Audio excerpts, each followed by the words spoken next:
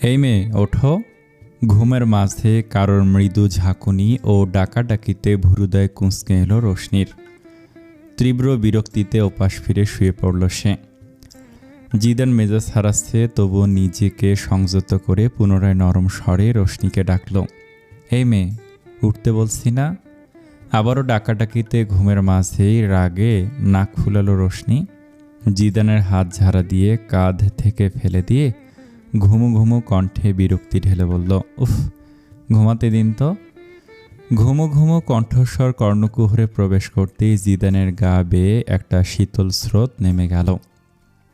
ঠোঁটে ঠোঁট চেপে ভাবল সে, এভাবে কথা বললে এই মেয়েকে সে ঘুম থেকে ওঠাবে কি করে। তবে শীতল ভাব বেশিক্ষণ ধরে রাখতে পারল না। ঘড়ির দিকে নজর যেতেই মেজাজ বিগড়ে গেল। ঘুমের মধ্যে রোশনির এক হাত টান দিয়ে বসিয়ে দিল। কর্কশ কণ্ঠে ধমকে বলল, স্টুপিড, সে কখন থেকে উঠতে বলছি। এবার না উঠলে এই ঠান্ডার মধ্যেই তোমাকে পুকুরে ফেলতে দুবার ভাবব না। কর্কশ স্বরের হুমকিতে রোশনির ঘুম চোখ ছুটে পালালো।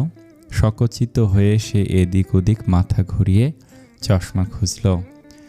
তাকে কষ্ট করতে হলো না। জিদান নিজেই কোথা থেকে যেন রোশনির চশমাটা এনে চোখে পড়িয়ে দিল। এবার সামনে সবটা পরিষ্কার হলো রোশনির। এদিক ওদিক তাকিয়ে অচেনা জায়গা দেখে খেয়াল হলো তারা জিদানের নানু বাড়িতে এসেছে। আজ 3 দিন। জিদানের নানু অসুস্থ থাকায় তাকে দেখতে এখানে আসা। আশ্চর্যজনকভাবে তাদের দেখে বৃদ্ধা সুস্থ হয়ে গিয়েছেন। জিদান অবশ্য এটা নিয়ে ওনাকে খোঁচা দিতে ছাড়েননি। তাতেই রোশনি বুঝেছে জিদানের নিজের নানুর সাথে সম্পর্কটা খুব ভালো। বৃদ্ধা আবদারের জোরে দিলেন, একবার যখন এখানে এসেছে অন্তত 1 সপ্তাহ হলেও এখান থেকে যেতে হবে তাদের। তারাও না করেনি। এমনিতেও কোথাও যাওয়া হয় না তেমন। শহরে বাধা ধরা নিয়মে চলতে চলতে বিরক্তি চলে এসেছে সবার মাঝেই। এবার এই গ্রামীণ শীতল পরিবেশ থেকে মনোপ্রাণকে একটু স্বস্তি দেওয়া যাক। রোশনি ভাবনার সুতো কাটে জিদানের কর্কশ স্বরে, এই মেয়ে তোমার কানে সমস্যা। রশ্মি থতমত খেয়ে সামনে তাকালো। জিদান কপালে বিরক্তির ভাঁজ ফেলে দাঁড়িয়ে তার দিকে তাকিয়ে আছে। জিদানের উপরোক্ত কথা বুঝতে না পেরে সে ঢোক গিলে শুধালো, জি। জিদান হতাশ হয়ে তার দিকে তাকিয়ে বলল, ও আসলেই সমস্যা। আচ্ছা, ঢাকা গিয়ে তোমাকে কানের ডাক্তার দেখাবো। এখন তাড়াতাড়ি ওঠো, সূর্য উঠে গেলে লাভ নেই। রোশনি ইতস্তত করে প্রশ্ন করল, মানে কোথায় যাব? জিদান রাগে চিরবিড়িয়ে বলল, আমার মাথায় স্টুপিড, কিন্তু আপনার মাথায় আমি কিভাবে যাব? আমি তো উকুন না। অত্যাধিক রাগে দিশেহারা হয়ে জিদান উচ্চস্বরে ধমকে বলল, থাপড়ে তোমার দাঁত ফেলে দেব স্টুপিড। রোশনিকে আর কিছু বলার সুযোগ না দিয়ে হাত ধরে টানতে টানতে বের হয়ে গেল ঘর থেকে।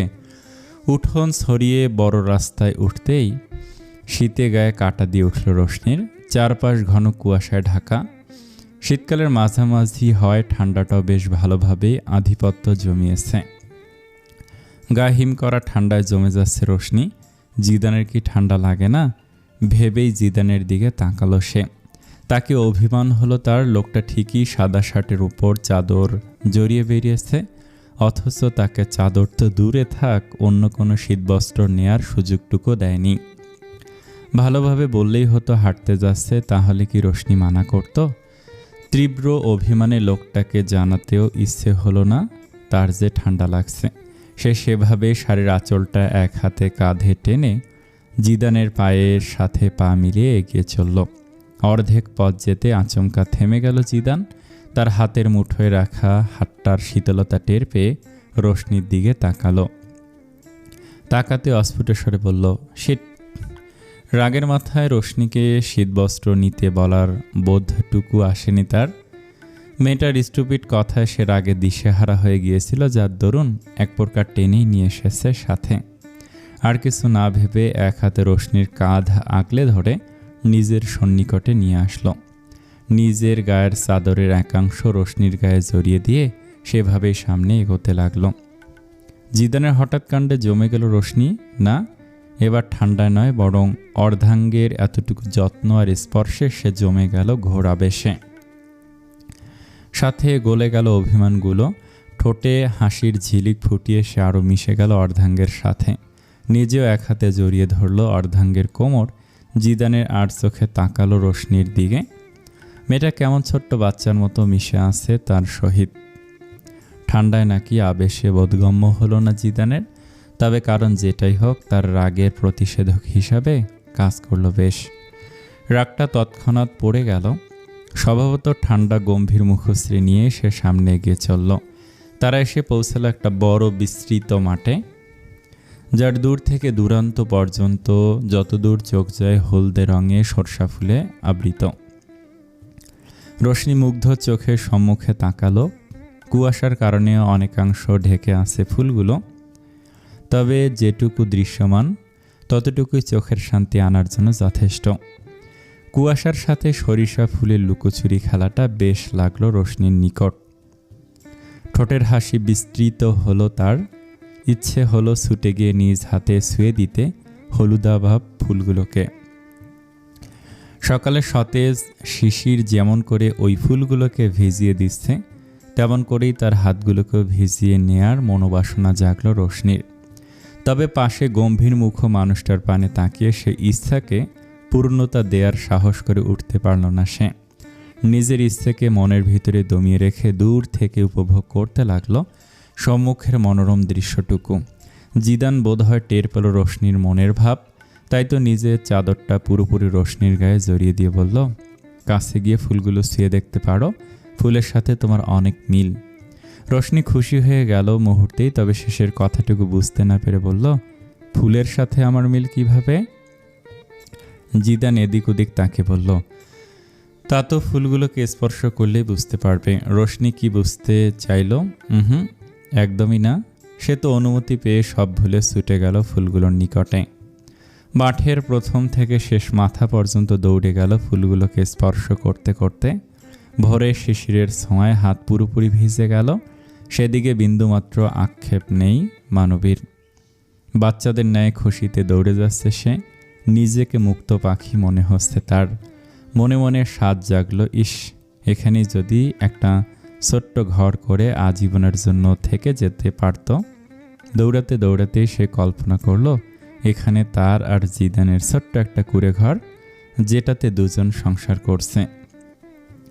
গ্রামের ছেলেদের মতো জিদান লুঙ্গি গেঞ্জি পরে কাঁধে গামছা নিয়ে খেতে কাজ করছে, আর সে গ্রাম্যবধূর ন্যায় গামছাতে ভাত তরকারি টিফিন বক্স বেঁধে নিয়ে জিদানের জন্য খাবার নিয়ে আসছে। প্রতিদিন সকালে তারা একই চাদরের নিচে একে অপরকে জড়িয়ে একে অপরের উষ্ণতায় বিভোর হয়ে মনোমুগ্ধকর সরিষা ফুলে ঘেরা মাঠে হাঁটছে। এমন দৃশ্য কল্পনা করে নিজেই খিলখিল করে হেসে দিল সে। এদিকে রোশনি কুয়াশার আড়ালে হারিয়ে যেতে জিদান তাড়াহুড়ো করে সামনে পা বাড়ালো। কুয়াশার ঘনত্ব এতটাই বেশি যে দুহাত দূরের কিছুও দৃশ্যমান হচ্ছে না। সময়ের সাথে পাল্লা দিয়ে কুয়াশা কমার বদলে বেড়ে চলেছে। কিছু দূর এগিয়ে যেতেই জিদানের পা থমকে গেল। চোখে ভর করল মুগ্ধতা ও দূরে সরিষা ফুল কানে গুঁজে। সরিষা ক্ষেতের মাঝে দাঁড়িয়ে খিলখিল করে হাসছে এক রমণী। মেয়েটার হাসিতে তার চোখ দুটো হাসছে। এতক্ষণ তীব্র ঠান্ডা শরীরে কাঁপন ধরালেও এবার রমণীর হাসি মনে কাঁপন ধরালো জিদানের। সে ঘোরগ্রস্তের ন্যায় এগিয়ে গেল রমণীর নিকট। যেতে যেতে দুবার হোঁচটো খেল, তবুও থামল না, এগিয়েই গেল। রোশনির সন্নিকটে পৌঁছাতেই শুনতে পেল মেয়েটার হাস্যোজ্জ্বল আবদার, এই আমাকে এখানে কয়েকটা ছবি তুলে দিবেন, বেশি না, মাত্র দুটো। জিদানের ঘোর কাটল, তবে দৃষ্টি সরালো না। মেয়েটার পানে দৃষ্টি নিবদ্ধ রেখেই প্যান্টের পকেট থেকে ফোন বের করলো। রোশনি খুশি হয়ে ফোনের ক্যামেরার দিকে তাকালো। জিদান সুনিপুণ হাতে একের পর এক ছবি ফোনের ক্যামেরায় বন্দি করল। সে বেশ মনোযোগ দিয়ে দেখল শাড়ি পরিহিতা, গায়ে তার চাদরটা জড়ানো এক চুলের সুশ্রী মেয়েটাকে।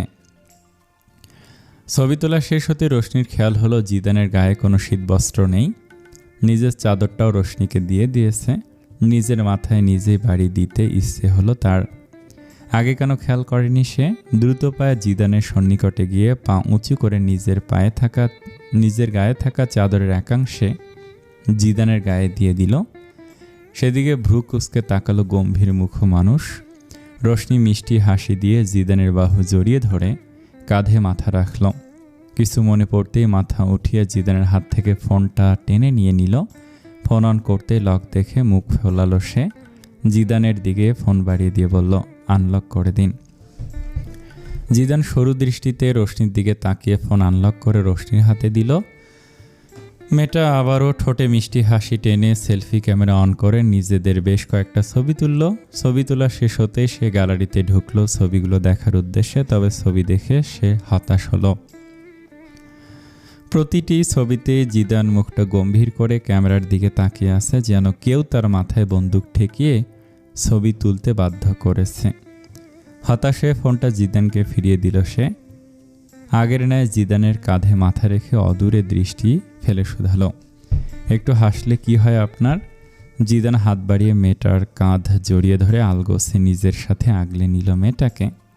সেভাবে থেকে গম্ভীর স্বরে শুধালো, অকারণে হাসে গাধারা, আমি নিশ্চয়ই গাধাদের শ্রেণীভুক্ত নই।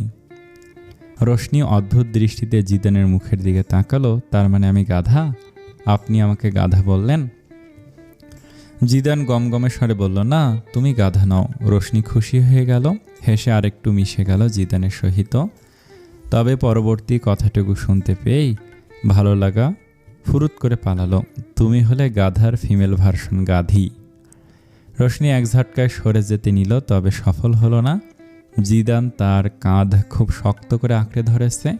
অগত্যা মুখ ফুলিয়ে সেভাবে মিশে রইল অর্ধাঙ্গের সহিত। দূর থেকে দেখলে বোঝার উপায় নেই এদিকে কেউ আছে, তবে কাছ থেকে দেখলে দেখা যাবে বিস্তৃত দিগন্তে অসংখ্য সরিষা ফুলের মাঝে কুয়াশা গায়ে মেখে এক চাদরের নিচে দুই কপতি একে অপরের সাথে নিবিড়ভাবে লিপ্টে আছে। কি সুন্দর মায়াময় চোখ জোড়ানো সে দৃশ্য, তা কাছ থেকে না দেখলে বোঝা মুশকিলই বটে। অনেকক্ষণ সেখানে থাকার পর এবার জিদান পা বাড়ালো প্রস্থানের উদ্দেশ্যে।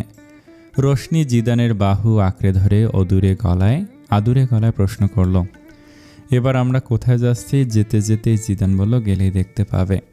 রোশনি ভেবে পায় না আগে বললে কি হয় লোকটার। অজস্র কৌতূহল পেটের ভিতর চাপা দিয়ে রেখে সে এগিয়ে গেল জিদানের সাথে। তারা একটা পুকুর পাড়ে পৌঁছালো, স্বচ্ছ টলটলে জলে পরিপূর্ণ পুকুর। গ্রামীণ ভাষায় এটাকে দিঘি বলা হয়। পুকুরের পাশে নিম গাছ থেকে একটা ডাল ভেঙে ফেলল জিদান। সেই ডালটাকে দুটো টুকরো করে একটা রোশনির হাতে দিল, অপরটি নিচে নিল।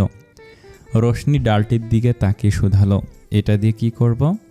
জিদান ডালটা চিবিয়ে এক পাশে রাশ বের করে সেই পাশ দিয়ে দাঁত ঘষতে ঘষতে জবাব দিল, দাঁত মাজবে স্টুপিড। ব্যাপারটা বেশ লাগলো রোশনির কাছে। জিদানকে অনুসরণ করে সেও ডালটা দিয়ে দাঁতে ঘষতে লাগলো। তেতোই মুখ যেতেই সে চোখ মুখ মুচকে বলল, এটা এত তেতু কেন? জিদান বিরক্তিকর কণ্ঠে বলল, নিম গাছের ডাল, তেতো হবে না তো কি মিষ্টি হবে? স্টুপিড কোথাকার। একটু থেমে রোশনির দিকে আর চোখে তাকে বলল, তুমি জানো নিম গাছের ডাল দিয়ে দাঁত মাজার উপকারিতা সম্পর্কে? জানবে কিভাবে? সারা জীবন তো স্টুপিটের মতো উষ্টাকে এখানে সেখানে পড়ে কুল পাও না। নিম গাছের ডালে প্রাকৃতিক অ্যান্টিব্যাকটেরিয়াল উপাদান থাকে, যেটা আমাদের মুখের ক্ষতিকর জীবাণুগুলোকে ধ্বংস করে দেয়। বুঝেছো স্টুপিড? রোশনি মুখ খুলে বলল, আমি জানি এসব। গুড বলে জিদান পুকুরের ঘাটে নেমে পড়ল। পুকুরের ঠান্ডা স্বচ্ছ পানি দিয়ে হাত মুখ ধুয়ে নিল। উঠে এগিয়ে গিয়ে রোশনির দিকে হাত বাড়িয়ে দিয়ে তাকে নামতে সাহায্য করল। চশমাটা জিদানের হাতে দিয়ে রোশনিও হাত মুখ ধুয়ে নিল। রোশনি হাত মুখ ধোয়ার পর জিদান এগিয়ে এসে চশমাটা রোশনিকে পরিয়ে দিয়ে রোশনির শাড়ির আঁচল দিয়ে ভেজা হাত মুখ মুছে নিল। এতটুকুতে রোশনির গাল গরম হয়ে এলো লজ্জায়। সেখান থেকে তারা গিয়ে পৌঁছালো রাস্তার যার দুপাশে সারি সারি খেজুর গাছ মাথা উঁচু করে দাঁড়িয়ে আছে। রোশনি অবাক চোখে দেখল খেজুর গাছগুলোর পাতার নিচে গোড়ার দিকে মাটির কলসি বাঁধা। রোশনি বুঝল রস সংগ্রহের উদ্দেশ্যেই কলসিগুলো বাঁধা। কয়েকজন লোককে দেখা গেল হাত গাছ থেকে রস নামাচ্ছে। জিদান রোশনির হাত ধরে সেদিকে এগিয়ে গেল। লোকটা রস নামিয়ে নিচে নামতে এগিয়ে গিয়ে 2 গ্লাস খেজুরের রস দিতে বলল জিদান। রোশনি নাক সিটকে ফিসফিস করে বলল, আপনি রস নিচ্ছেন কেন জানেন না? খেজুরের রসে নিপা ভাইরাস থাকে। জিদান তর্জনী আঙ্গুল দিয়ে কপাল চুলকে রোশনির মতো করে বলল, একদিন খেলে কিছু হবে না। ছোটবেলায় শীতকালে নানু বাড়িতে এলেই নানা ভাই আমাকে খেজুরের রস পেরে খাওয়াতো। আমি কি মরে গেছি? তাছাড়া একদিন না একদিন তো মরতেই হবে, দুদিন আগে বা পরে। এর চিন্তা করে লাভ নেই, যতদিন বেঁচে আছো লাইফটাকে এনজয় করো। জিদানের এরূপ কথার পর রোশনির আর মানা করার সাধ্য হলো না। খেজুরের রস খাওয়ার পর মনে হলো এটা না খেলে সে বড় কিছু মিস করে যেত। ভাগ্যিস জিদান জোর করেছিল ঘোরাঘুরির পর্বত চুকিয়ে এবার তারা বাড়ির পথ ধরল। রোশনি এক হাতে মাথায় ঘোমটা টেনে নিল, নতুন বউকে ঘোমটা দিতে না দেখলে আবার কথা উঠতে পারে। তারা বাড়িতে পৌঁছানোর পর দেখল বাড়ির মানুষ উঠে গিয়েছে, বাড়ির গৃহিণীরা পিঠা বানানোর তোড়জোড় করছেন। রোশনি এগিয়ে গেল সেদিকে, তারও ইচ্ছে হলো ওদের সাথে পিঠা বানাতে। সে গিয়ে জিদানের বড় মামির পাশে বসে বলল, মামি দিন আমি বানাই। ভদ্রমহিলা অবাক হয়ে শুধালেন, তুমি পারো? জি। কিছুক্ষণ অবাক হয়ে তাকে থেকে দৃষ্টি ফিরিয়ে পুনরায় নিজের কাজে মনোনিবেশ করে বললেন, বাসে করে খেও, এখানে এসেছো মেহমান হয়ে, কাজ করতে হবে না এখানে। ভদ্রমহিলার কথায় শহরে ভাব বিদ্যমান, এ বাড়ির প্রতিটি বই শিক্ষিত, সেটা রোশনি নিজের শাশুড়ির থেকেই জেনেছে। তাই শুদ্ধ কথায় অবাক হলো না। সে আগ বাড়িয়ে বলল, মেহমান বলে কি কাজ করতে পারবো না? আমরা বসে বসে খাবো আর আপনারা কাজ করবেন, এটা কেমন হয়? প্লিজ একটু হেল্প করতে দিন। রোশনির কথায় বোধহয় প্রসন্ন হলেন ভদ্রমহিলা। ভাপা পিঠার জন্য প্রস্তুতকৃত চালের গুঁড়ো আর চালনি রোশনির দিকে এগিয়ে দিয়ে বললেন, তাহলে এগুলো চেলে দাও। রোশনিও বাধ্যমের ন্যায় গুঁড়াগুলো চালাতে লাগলো। জিদানের মামি চিতই পিঠার ব্যাটার তাওয়ায় দিয়ে রোশনির উদ্দেশ্যে প্রশ্ন করলেন, কোথায় গিয়েছিল? রোশনি হাত থেমে গেল। কাজটা বোধহয় ঠিক হয়নি, বাড়ির বউ হয়ে বাইরে যাওয়ার রাস্তার দিকে যাওয়া বোধহয় উচিত হয়নি। গ্রামের দিকে এই বিষয়গুলোকে খুব বড় করে দেখা সেটা তার জানা, তবে মিথ্যে বলল না, ইতস্তত করে সত্যিটাই বলল। উনি হাঁটতে নিয়ে গিয়েছিলেন। ভদ্রমহিলা মুখ টিপে হাসলেন, হাসি আড়াল করে বললেন, আমার যখন বিয়ে হয়েছিল তখন আমাকেও তোমার মামা নিয়ে যেত গ্রাম ঘোরাতে।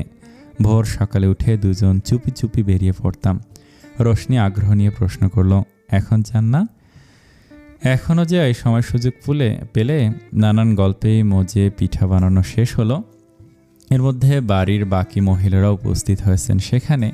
পিঠা বানানো শেষ হতে একে একে সবাইকে ডাকা হলো। উঠানে মাদুর পেতে সবাইকে বসতে দেয়া হলো। শীতের সকালের মিষ্টি সূর্য রশ্মি উঠোন জুড়ে ছড়িয়ে গেল। সেখানে বসে গরম গরম চিতই, ভাপা বিবিখানা, পাটিসাপটা খেতে খেতে আড্ডা জমল বেশ। আড্ডার মাঝে জিদানের নানু রোশনির উদ্দেশ্যে বললেন, তা বউ, আমার নাতির ঘরের পুঁতি আনবে কবে? রোশনি প্রথমে বুঝতে পারেনি কথাটা, যখন বোধগম্য হলো সাথে সাথে বিষম খেল। জিদানও শুকনো কাশি নিল। দুজনের অবস্থা দেখে বৃদ্ধা ভুরু কুঁচকে তাকালেন, শোধালেন, কি হলো তোদের? জিদান কাশি থামিয়ে রোশনির দিকে পানির গ্লাস এগিয়ে দিয়ে নানুর উদ্দেশ্যে বলল, পুঁতি কি হাতের মোয়া? চাইলে আর ডাউনলোড করে ফেললে। এদিকে নোহা দাঁত কেলিয়ে হাসছে। ভাইয়া ভাবির কাণ্ড দেখে মনে মনে চাইল নানুমণি যাতে আরও কিছু বলে এই সম্পর্কে। তার ইচ্ছা পূর্ণ হলো। হাতের মোয়া না হলেও চাইলেই তো ডাউনলোড করতে পারো। তা কবে দেখছি পুঁতির মুখ? এই বছরেই দেখার ভাগ্য হবে। বাচ্চার মা নিজেই তো বাচ্চা, তাহলে বাচ্চা ডাউনলোড করলে আমি কাকে সামলাবো? আর একটা বাচ্চা এনে দাও, দুজন মিলে খেলনাপাতি দিয়ে খেলবে না হয়। জিদান বুঝলো এখানে কথা পেঁচালে কথা বাড়বে, এই প্রসঙ্গ টেনে আরও লম্বা করা হবে, তাই মুচকি এসে বলে, ইনশাল্লাহ খুব শীঘ্রই সুখবর পাবে। এবার পানি রোশনির নাকে মুখে উঠে গেল। কাশতে কাশতে বেচারির অবস্থা কাহিল। সবাই ওকে নিয়ে ব্যস্ত হয়ে গেল। খানিকক্ষণ পর একটু ধাতস্থ হতেই লজ্জায় গাল দুটো গরম হয়ে এলো। কি সাংঘাতিক কথা বলল এই লোক। বিজ্ঞানী চার্লস ডারউইন বলেছেন, জীবনের দীর্ঘযাত্রায় সত্যিকারের বন্ধু পাওয়া ভাগ্যের ব্যাপার। এই ভাগ্য সবার হয় না। হ্যাঁ, সবার বন্ধু হয়, তবে সত্যিকারের বন্ধু কজন হয়? আনভিশা তাজরিন রোশনি নিঃসন্দেহে ভাগ্যবতীদের দলে। তারা একে অপরের সত্যিকারের বন্ধু হয়ে বিপদে আপদে আগলে রাখতে পেরেছে একজন আরেকজনকে। তারা যেমন একে অন্যের সুখে হেসেছে, তেমনি একে অন্যের দুঃখে কাঁদতেও ভোলেনি। মাসখানেক পর একত্র হয়েছে 3 বান্ধবী। জীবনের ব্যস্ততার বেড়াজাল থেকে বেরিয়ে নিজেদের জন্য সময় বের করেছে। তারা এই মুহূর্তে বসে আছে ফুচকার স্টলে। অবাক করার বিষয় হলো আনভিশা নিজেই নিয়ে এসেছে তাজরিন ও রোশনিকে স্টলে। তাজরিন অবাক হলেও তা খুব একটা প্রকাশ করল না। অন্যদিকে রোশনি চশমার ফাঁকে গোল গোল চোখ করে তাকিয়ে আছে আনভিশার মুখের দিকে। রোশনি রেহেন দৃষ্টি দেখে আনভিশা ভুরু নাচিয়ে বলল, কি হয়েছে, এভাবে তাকিয়ে আছিস কেন? চশমাটা বা হাত দিয়ে ঠিক করে রোশনি বলল, না মানে তুই এনেছিস ফুচকা খাওয়াতে, এটাও আমাকে বিশ্বাস করতে হবে?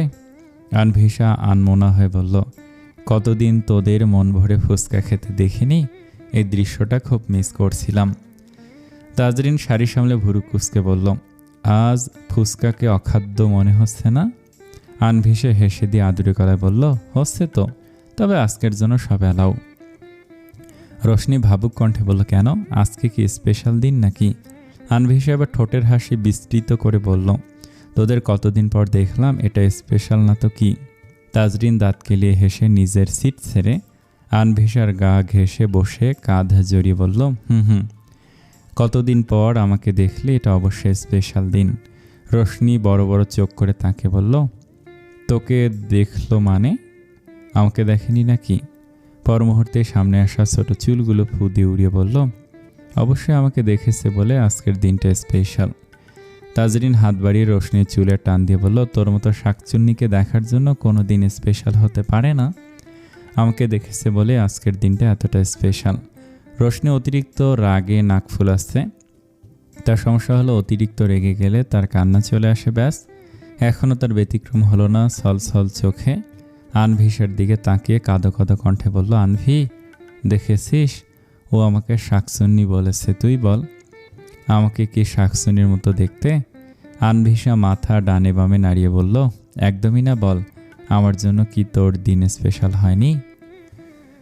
আনভিশা এবার উঠে কোমরে দুহাত রেখে দুজনের দিকে চোখ গরম করে তাকিয়ে দুজনের মাথায় চাটি দিয়ে বলল, যা, তোদের একটার জন্য আমার দিন স্পেশাল হয়নি, হুদায় কতক্ষণ পাম মারছিলি। এবার দুজনে আক্রমণাত্মক দৃষ্টিতে আনভিশার দিকে তাকালো। ভাগ্য ভালো থাকায় ফুচকাওয়ালা এসে আনভিশাকে বাঁচিয়ে দিল। 2 প্লেট ফুচকা দুজনের দিকে বাড়িয়ে দিতেই তাদের রাগ উধাও হয়ে ঠোঁটের কোণে হাসি ফুটল। তাজরিন হাত বাড়িয়ে প্লেট দুটো নিতে নিতে ফুচকাওয়ালাকে জিজ্ঞেস করল, ফুচকায় ঝাল দিয়েছেন তো মামা? হ আফা, বোম্বাই মরিচ দিছি। আনভিশার চোখ বড় বড় করে তাকালো দুজনের দিকে। এরা পাগল হলো নাকি? এত ঝাল খেলে পেট ব্যথা করবে না? আনভিশা এত ঝাল ফুচকা খেতে বারণ করতে যাবে তার আগে দেখে দুজন গপাগপ ফুচকা খেয়ে যাচ্ছে। হতাশায় নিজের কপাল নিজে চাপড়ালো সে। দুজনের মাঝে বসে গালে হাত দিয়ে তাদের খাওয়া দেখলো আনভিশা। কতদিন পর এ দৃশ্য দেখার ভাগ্য হয়েছে তার। 1 সপ্তাহ, 1 মাস, 1 যুগের চেয়েও বেশি সময় পর মনে হচ্ছে। এদের দুজনকে 2 দিন না দেখলেই মনে হতো বছর খানেক দেখেনি, আর এখন তো সময়টা মাসখানেক, নিশ্চয়ই 1 যুগের থেকেও বেশি। তার ভাবনা সুতো কাটল। 2 পাশ থেকে দুটো হাত এসে ঠোঁটের কাছে ফুচকা ঠেসে ধরায়। আনভিশা এদের ধমক দেওয়ার জন্য মুখ খুলল, তাতেই সুযোগ পেয়ে দুজন 2 সাইড থেকে দুটো ফুচকা ঠেসে মুখে ঢুকে দিল জোরপূর্বক। আনভিশা না পারছে কিছু বলতে, না পারছে ফুচকাগুলো গিলতে। ওর এখানে বসা উচিত হয়নি, এদের ফোন দিয়ে আগেই বোঝা উচিত ছিল। এদিকে দুজন নিজেদের কার্য সম্পূর্ণ করে বিশ্বজয়ের হাসি দিল। ওদের মুখের দিকে তাকিয়ে কোনো রকম ফুচকা দুটো গিলে নিল আনভিশা। ওদের সঙ্গে খানিকক্ষণ মেকি রাগ দেখে এরপর মাফ করে দিল দুজনকে। আজকের জন্য ওদের সব দোষ মাফ। ফুচকার দোকানের বিল মিটিয়ে ওরা সামনে হাঁটা ধরল। কিছুটা সামনে যেতেই তাজরিন 2 হাতে শাড়ির কুঁচি ধরে সামনে দৌড় দিল। হঠাৎ এহেন কাণ্ডে 2 বান্ধবী বিস্মিত হলো। তারাও পিছু নিতে গেলে দেখে হাওয়াই মিঠাইয়ের কাছে গিয়ে তাজরিনের গতি রোধ হয়েছে। সহাস্য মুখে দুটো হাওয়াই মিঠাই কিনেই তাজরিন ফিরে এলো ওদের কাছে। রোশনির মুখে হাসি ফুটিয়ে হাওয়াই মিঠাইগুলো নিতে গেলে তাজরিন সরিয়ে নিল। ফলে রোশনি ভুরু কুঁচে জিজ্ঞেস করলো, আমাকে দিচ্ছিস না কেন? তাজরিন ভেংসি দিয়ে বলল, তোকে দেব কেন? রোশনি অবাক স্বরে শুধালো, আমার জন্য কিনেছিস না এগুলো? তাজরিন ফের মুখ ভেংসি দিয়ে বলল, মোটেও তোর জন্য না, আমার খেতে ইচ্ছে করছিল তাই নিয়েছি, দূরে গিয়ে মর তুই যা। রোশনি গোমরা মুখ করে আনভিশার সঙ্গে পায়ে পা মিলিয়ে হাঁটা ধরল। হাঁটতে হাঁটতে তাজরিন আনভিশার সঙ্গে অনেক কথা বললেও সে টু শব্দটিও করল না। সামনে একটা সুপার শপ দেখে রোশনি সেটার ভেতরে চলে গেল। ওর যাওয়ার দিকে তাকিয়ে আছে দুই বান্ধবী। অভিমানে কি ওই সুপার শপে আত্মগোপনের কথা ভাবছে নাকি এই মেয়ে? তাদের ভাবনাকে ভুল প্রমাণ করে একটু পরে রোশনি ফিরে এলো হাতে একটা শপিং ব্যাগ নিয়ে। তাজরিন চোখ শুরু করে ব্যাগটাকে পর্যবেক্ষণ করলো। দেখে মনে হচ্ছে কেকের ব্যাগ। খানিকক্ষণ পর নিজের দৃষ্টি ফিরিয়ে নিয়ে সামনে হাঁটাও ধরল সে। পিছু পিছু আনভিশা, রোশনি এলো। তিনজনে একটা রিক্সা নিয়ে পৌঁছালো একটা খোলা মাঠের কাছে। জায়গাটা তাজরিনে নিয়ে এসেছে তাদের। ভাড়া মিটিয়ে সামনে হাঁটা ধরল সে। সবুজ ঘাসে ভরা মাঠটায় সূর্যের আলো ঠিকরে পড়ছে।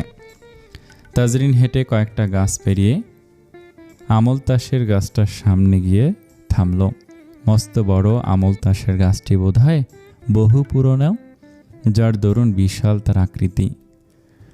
রশ্মি চশমার ফাঁক দিয়ে দেখল তাদের সামনের পুরোটা জায়গা জুড়ে হলুদ রঙা আমল তাস ফুল ছড়িয়ে ছিটিয়ে আছে। রোশনি মুগ্ধ হলো আমল তাসের সৌন্দর্যে।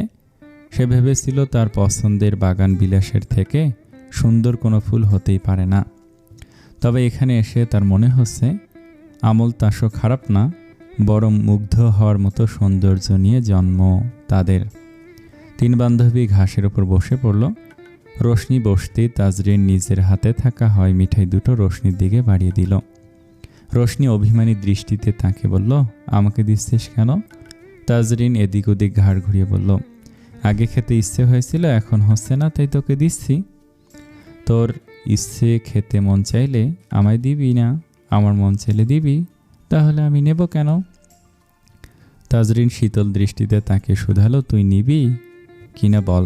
রোশনি মেয়েকে রাগ দেখে বলল, নেব না। আচ্ছা বলে হয় মিঠাই দুটো অদূরে ফেলে দিতে উদ্যত হলো তাজরিন। অমনি রোশনি খপ করে তাজরিনের হাত ধরে শিকারির ন্যায় ছিনিয়ে নিল হয় মিঠাইগুলো। এদিকে চুপচাপ এদের কাণ্ড দেখছে আনভিশা। এই দুটো জীবনে কোনোদিন ভালো হবে না। একজন আরেকজনের পেছনে না লাগলে বোধহয় এদের চলে না। রোশনি হয় মিঠাইয়ের প্যাকেট ছিঁড়ে নিজে খেতে খেতে আনভিশা তাজরিনের মুখেও ঠেসে ঢুকিয়ে দিল হয় মিঠাই। আনভিশা তাজরিন নীরবে একে অপরের দিকে তাকে পরক্ষণে হেসে দিল। ওদের হাসিতে সামিল হলো রোশনি নিজেও। এরপর তিনজন মিলে নিজেদের জীবনে ঘটে যাওয়া নানা কাঙ্ক্ষিত অনাকাঙ্ক্ষিত বিষয় নিয়ে গল্প করল। গল্পে তিনজন এতটাই মেতে উঠল যে কখন সূর্য পশ্চিমে হেলে পড়েছে খেয়ালই করেনি তারা। হাসি ঠাট্টায় তিনজনের সময় দুর্দান্ত কাটল। শেষ বিকেলের দিকে রোশনি আনভিশা তাজরিনের কাছে গান শোনার আবদার করলে তাজরিন শর্ত জুড়ে দিল তাদেরও গাইতে হবে সঙ্গে। এরূপ প্রস্তাব নাকচ করে তারা বলল, আমরা তোর মতো গাইতে পারি না তাজ। তাজরিন চোখ পাখি দুজনের দিকে তাকিয়ে ধমকে বলল, আমি কি তোদের সিঙ্গার বানাবো? আমার সামনে গাইতে লজ্জা কিসে তোদের? যে যেমন পারিস গাইবি, আমি কি জাজ করব তোদের? গলায় সুর থাক বা না থাক, আমার সঙ্গে তোরা সুর মিলাবি ব্যাস। রোশনি অসহায় মুখ করে বলল, দেখ তাজ, আমরা গাইলে মনে হয় কুকিলের পাশে দুটো কাক নিজেদের বিশ্রী গলা নিয়ে ডেকে যাচ্ছে। তাজরিন মুখ গম্ভীর করে বলল, মনে হোক। আনভিশা অনুরোধের সুরে বলল, তুই বুঝতে পারছিস না আমরা তোর মতো গাইতে পারবো না, প্লিজ আমাদের গাইতে বলিস না। আমার মতো গাইতে তোদের কে বলেছে? তোরা নিজেদের মতো গাইবি। আর নিজেদের নিয়ে তোদের কনফিডেন্স নেই? নিজেদের কাকের সঙ্গে তুলনা করিস? বেয়াদবের দল। গলা যাই হোক, কনফিডেন্সের সঙ্গে গাইবি, দেখবি গান এমনি ভালো হবে। কিছুক্ষণ গাইগুই করে অবশেষে রাজি হলো দুজন। আনভিশা শুধালো, কোন গান গাইবি? তাজরিন গাল ভরে হেসে বলল, আমাদের গান। রোশনি আনভিশা বুঝল তাজরিন কোন গানের কথা বলেছে। বন্ধুত্ব নিয়ে একটা গান তাদের খুব পছন্দের। তারা মাঝে মধ্যে তাজরিনের কাছে আবদার জুড়ত সেই গানটা শোনার জন্য। ওরা তিনজনে মিলে গানটার নাম দিয়েছিল আমাদের গান। গানটা সত্যি ওদের গান, ওদের সঙ্গে মিশে বেশ যে গানটা, স্পেশালি ওদের তিনজনের বন্ধুত্বের সঙ্গে। ওরা তিনজন গলা ছেড়ে একসাথে গান ধরল। ধুলো ধুলো রোদ্দুর, বন্ধুত্বটা আমাদের, মাঠঘাট কাঁধে নিয়ে পাশাপাশি এত দূর, দিন যায় দিন আসে, পেকে সব পৌঁছে যায়, তুই আমি একই সে আজও, একই পাতে খাই দেয়। এতটুকু গেয়ে একে অপরের দিকে তাকিয়ে হেসে দিয়ে ফের ধিমি স্বরে গাইল, বন্ধু তুই আমার, আমার ব্যথার কেউ, বন্ধু তুই আমার সকল ফুরালেও। গাইতে গাইতে রোশনি তার হাতে রাখা ব্যাগটা খুলল। নিজের পছন্দের চকলেট ফ্লেভারের কেক দেখে চমকে উঠল আনভিশা। তার মানে এই মেয়ে তার জন্যই তখন সুপার শপে ঢুকেছিল। চোখে অশ্রুরা এসে হানা দিল তার। সেটাকে খুব সাবধানতার সঙ্গে আড়াল করে দুজনের উদ্দেশ্যে হাত বাড়িয়ে দিল আনভিশা। তার হাত বাড়াতে দেরি, দুজনের তাকে ঝড়ের গতিতে জাপটে ধরতে দেরি নেই। একে অপরেরকে জড়িয়ে রেখে গেল তারা। কতজন আসে যায়, তোর মতো কেউ না, বোঝে না কেউ যা, বুঝে যাস তুই তা, এভাবে যদি দিন কেটে যায় যায় যাক না, রোদ ছায়া রাত দিন হাত ধরে থাক না, একটু থেমে নিজেদের হাতের বন্ধন আরও দৃঢ় করে তিনজন আগের থেকে উচ্চস্বরে গাইল, কে জানে কেমনে কপালে ছিলি যে, সহস্র হাজারো কোটিতে তুই একজন, বন্ধু তুই আমার, আমার ব্যথার কেউ, বন্ধু তুই আমার সকল ফুরালেও। গান গাওয়া শেষে তিনজন একসঙ্গে উচ্চস্বরে হেসে উঠল। একত্র হলেই তারা নিজেদের বয়স ভুলে যায়, বাচ্চাদের মতো খুনসুটিতে মেতে ওঠে, নির্ভার মুহূর্তে ডুবে থাকে। জাগতিক সব দুঃখ কষ্ট একে অপরের সান্নিধ্যে এসে ঝরে পড়ে, ক্লান্ত হৃদয় পায় স্বস্তির আশ্রয়। বন্ধুত্ব বোধ হয় এমনই, এখানে কোনো নিয়মের বেড়াচাল নেই, নেই নিজেকে আড়াল করার কৃত্রিমতা। এই সম্পর্কে কেউ কাউকে বিচার করে না। এটা বোধহয় একটা অপূর্ব বন্ধন, যেখানে নির্ভয়ে নিজেকে মেলে ধরা যায়, নিঃসংকোচে থাকা যায় নিজের মতো। হাসি ঠাট্টার ফাঁকেই তারা একসঙ্গে কেক কেটে একে অপরকে খাইয়ে দিল। মুহূর্তগুলো যতই আনন্দঘন হোক, বাস্তবতার কাছে এসে সাড়া দিতেই হয়। তাদের নিজ নিজ গন্তব্য ফিরে যাওয়ার সময় হয়ে গিয়েছে। আজ তাদের গন্তব্য ভিন্ন, আর এই ভিন্নতা কেবল আজকের জন্য নয়, এখন থেকে তাদের পুরো এক জীবনের পথ চলাই ভিন্ন ধারায় বয়ে যাবে। হয়তো এমনি কোনো একদিন নির্দিষ্ট তারিখ ধরে আবার দেখা হবে তাদের, তবে আগের মতো একসঙ্গে থাকার সম্ভব হবে না বোধ হয়। শেষবারের মতো একে অপরকে আলিঙ্গন করে তারা বিদায় নিল একে অপর থেকে। চোখে মুখে হাসির ছটাক থাকলেও তার আড়ালে জমে রইল বিদায়ের বিষণ্ণতা।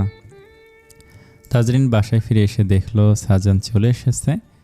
মাত্রই বোধহয় আসলো অফিস থেকে। তাজরিনকে দরজা খুলে দিয়ে সে শাওয়ারে গিয়েছে। তাজরিন নিজে হাত মুখ ধুয়ে শাড়ি পাল্টে নিল।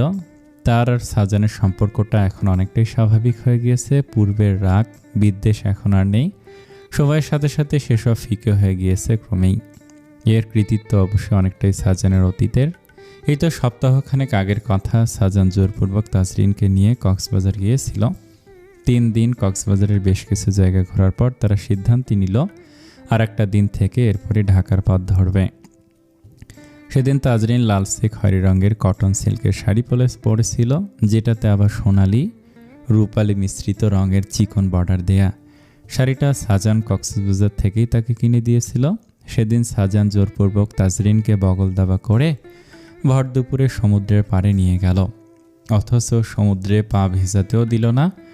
শুভ্র রঙা প্যান্টের পকেট থেকে সিম্পল ডিজাইনের দুজোড়া নুপুর বের করে সেখানে তাজরিনের পায়ে সযত্নে পরিয়ে দিল নুপুর দুটো।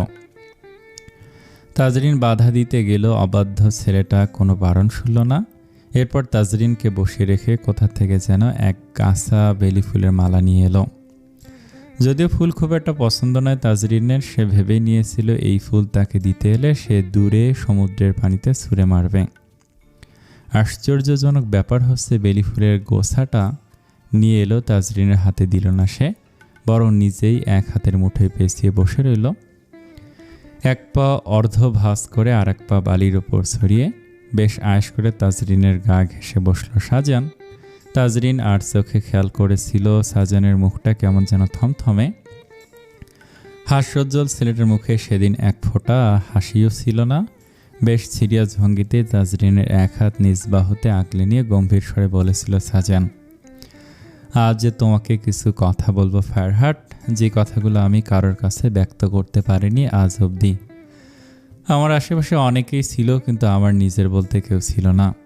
সাজানের কোনো ব্যাপারে কৌতূহল না থাকা তাজরিনের সেদিন প্রচুর কৌতূহল হয়েছিল সাজানের বুকের ভিতর বন্দি করে রাখা কথাগুলো শোনার। কি এমন কথা যে কাউকে বলা যায়নি? কেন সাজান বারবার বলে তার কেউ নেই, হাতে গোনা গুটি কয়েক বন্ধু ছাড়া? সাজানের পরিবারই বা কোথায়? এতদিন সেসব জানার বিশেষ আগ্রহ না থাকলেও হঠাৎ তার কাছে খুব করে জানতে ইচ্ছে হলো সবটা। তাই সাজানকে বাধা না দিয়ে নিজেই বাম হাতটা দিয়ে আরও শক্ত করে আঁকড়ে ধরল সাজানের বাহু। বড্ড নীরবে সাজানকে আশ্বাস দিয়ে দিল বাকি কথা সম্পূর্ণ করার জন্য। সাজান বুঝল সে আশ্বাস। সে সমুদ্রের পানে এক ধ্যানে তাকিয়ে শুকনো ঢোক গিলে শুষ্ক গলাটা ভিজিয়ে নিল। এরপর উন্মোচন করতে শুরু করলো নিজের জীবনের ফেলে আসা কালো অধ্যায়গুলো।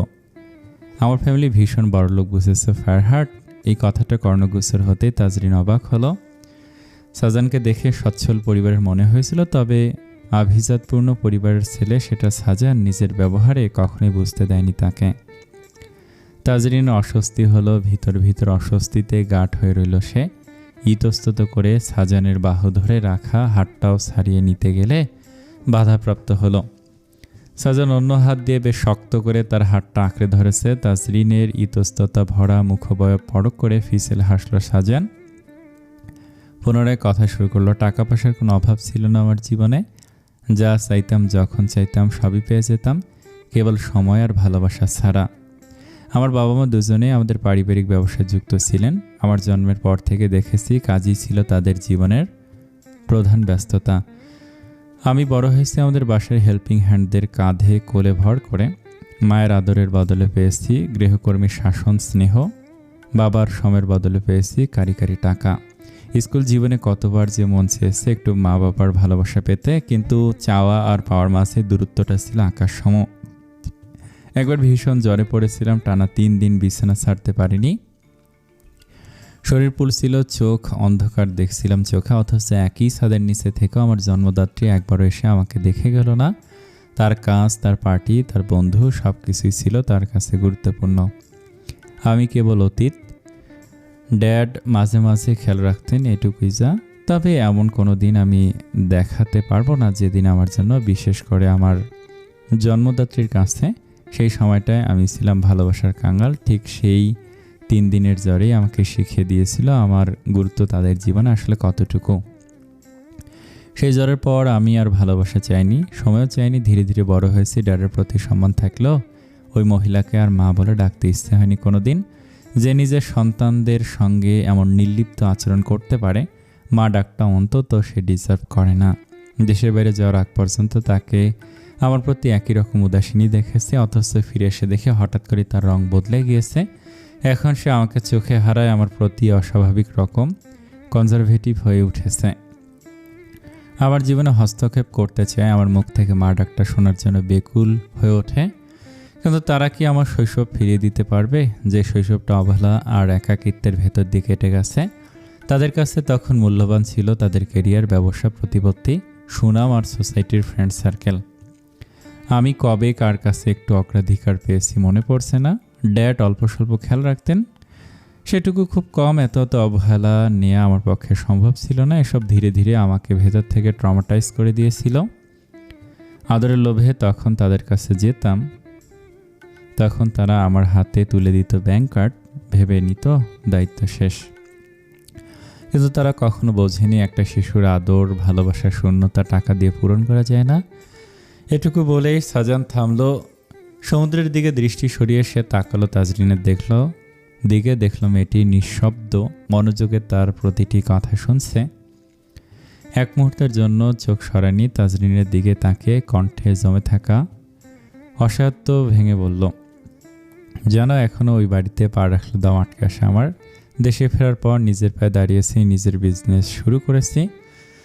ওদের থেকে আলাদা হয়ে নিজের টাকা একটা ফ্ল্যাট কিনেছি। সেই ফ্ল্যাটের ঠিকানাটাও ওদের কখনো দেয়নি। ওদের সামনে পড়লেই আমার ছোটবেলার কথা মনে পড়ে। বুকের ভেতর জমে থাকা অবহেলার স্মৃতিগুলো একসাথে ভিড় করে। আমি জানি কোনোদিন ওদের ক্ষমা করতে পারবো না।